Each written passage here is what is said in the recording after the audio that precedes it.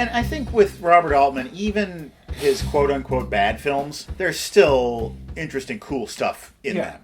I'm a big fan of the Prairie Home Companion movie.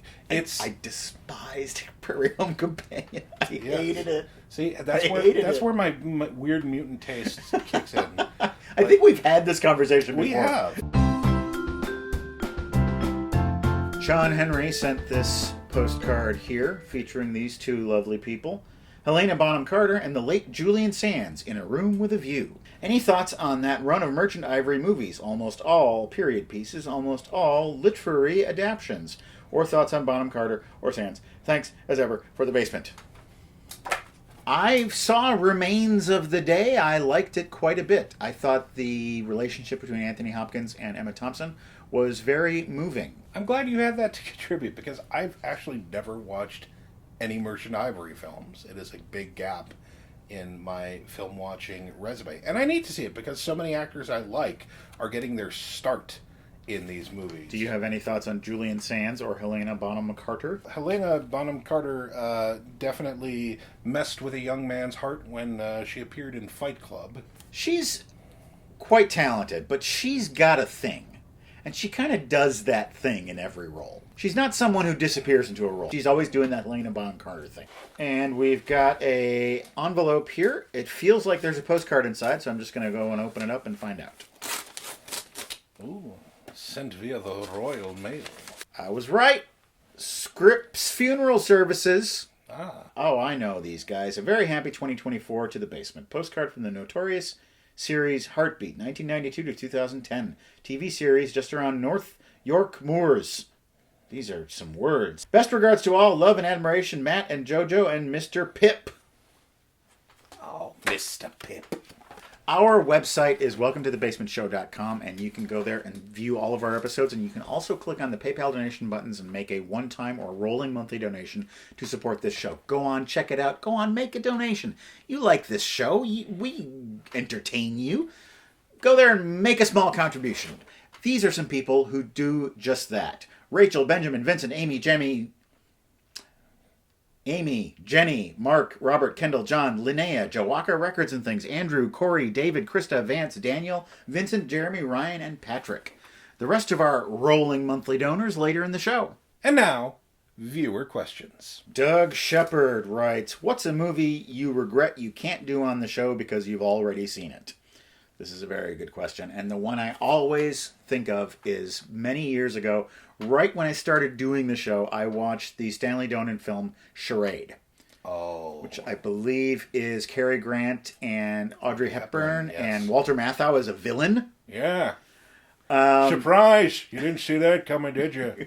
She wants to wrap you up and put you in a bundle. George Kennedy and James Coburn as ne'er-do-wells. Yeah. I remember watching that and just thinking the whole time, should I just turn this off and we can watch it on the basement? Should I do that?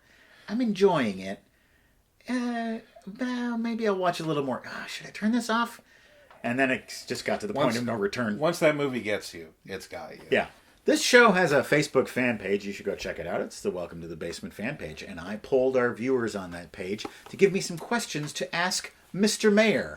And that is what I'm going to do right now. All right.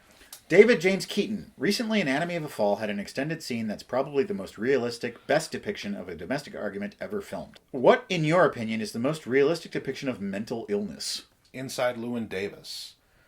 I feel like that movie is an amazing depiction of depression and creative burnout. It's so cyclical. The movie begins exactly where it started, but it doesn't feel like it. It just feels like another go-round of a dude struggling with loss, struggling with depression, and struggling with this thing he loves, but he can't make pay off and can't make the part of his life that he wants it to be. Jesse Balcom. How does he feel about early Peter Jackson films? Bad Taste, Brain Dead, Meet the Feebles.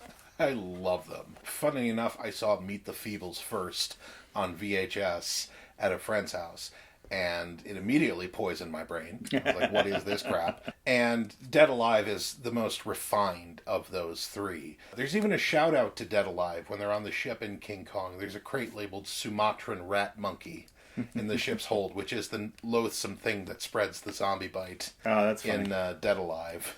Amy Hakari, your most underrated / underseen kaiju film. Godzilla vs. Biollante.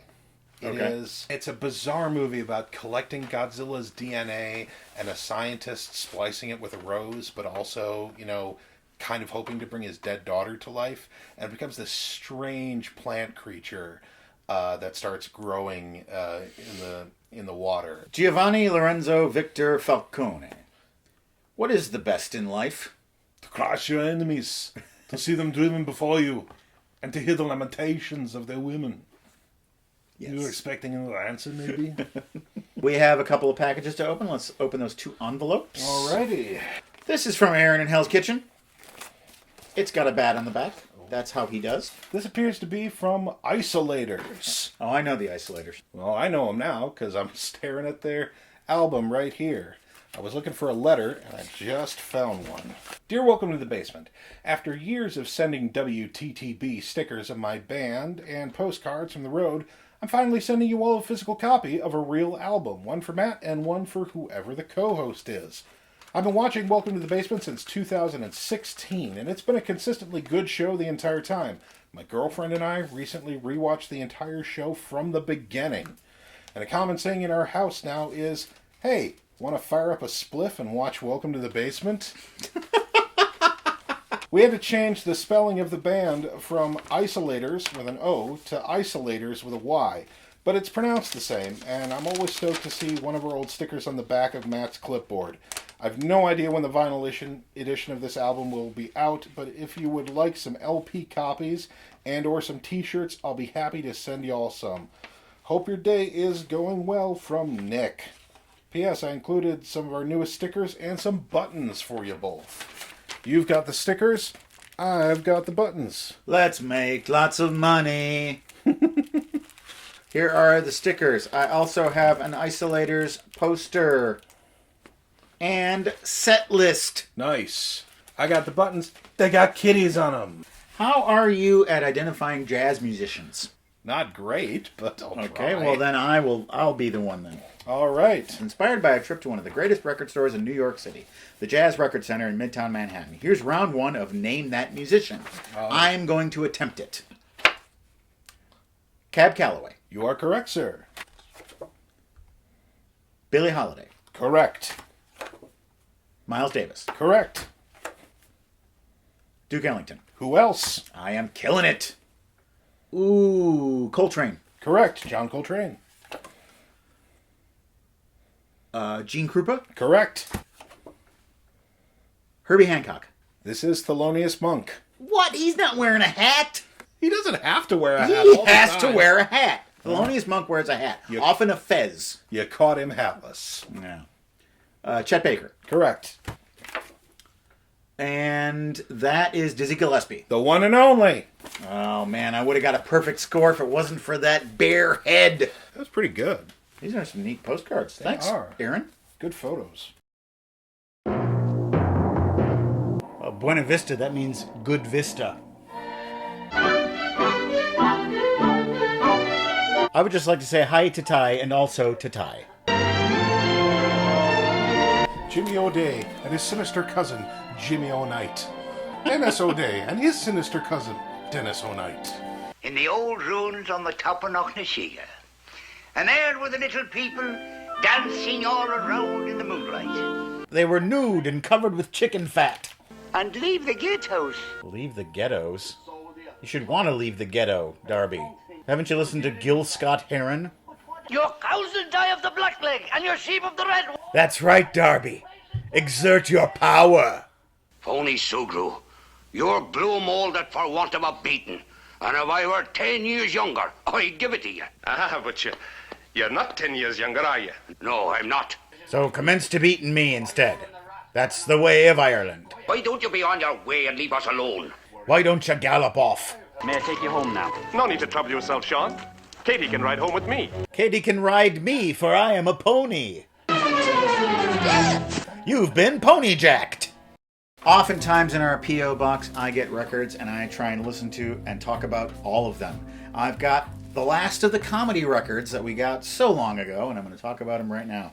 First of all, we have Henny Youngman. Take my album, please. Henny Youngman is a comedy institution. I have never really thought much of him because I never really listened to the man's act. But Henny Youngman really understands the value of understatement. If you take a funny joke and throw it away, it's even funnier. And if you take a bad joke and throw it away, it's funny. But if you oversell them, they're going to become less. His rhythm is like da-da-da-da-dee, ba-da-da-da-dee, da-da-da-da-doo. You know, that's how he tells a joke. Yeah, he's a machine gun. And it works. Joke, joke, joke, joke, joke, joke, joke. It's just like Red Fox would do, where it's just joke after joke, and you don't even have time to reflect on the bad jokes because he's on to the next one. And then the good ones, you're going to remember those the next day when you're in the office. Right. Henny Youngman is a comedy classic. Walter Matthau. Yeah, you can use the quote. I don't mind. Is that really on the back? Yeah, it's right there on the back of the album. Open your eyes. Look at it. Look at it, Matt. All right. Next up, we have All in the Family, the album. This is exactly what you think it is. It's just scenes from the show, audio only. This was the days before reruns, I guess. I don't know. When I was growing up, I saw this show. I probably saw parts of it when in first run because it ran until the 80s. And I always knew that my dad was Archie Bunker. I would watch Archie Bunker and I'd say, that's Dad. That's my dad. Comedy like that is definitely useful in dissecting our own behavior. I think you should definitely laugh at it, but I think it should also give people pause to go, what, is that me? Am I the joke? It should be a lens to find our better selves. That's the purpose of satire. There you go. And lastly, we have Laurel and Hardy, Way Out West, original motion picture soundtrack. Oh, my. A George Garabedian production. This is a very bizarre thing because it's not a soundtrack. It's the movie. I don't know how much of the movie is on here. I don't think the movie is that short where the entirety would go on two sides of an LP. Maybe it is. But it's just the movie with it's like the opposite of a silent film. There's talking and no picture. My word. This is from the days before you could go to Blockbuster Video and rent a VHS, or before you could go to Redbox and get a DVD, or before you could stream anything whenever you want it. There are so many cultural artifacts we have left of that, whether it's like film novelizations, which were the only way to experience movies unless you were lucky enough to catch it randomly on TV, or if it came back into the theater, because there was so much more repertory business back then. Home video really changed how we consume movies in fundamental ways.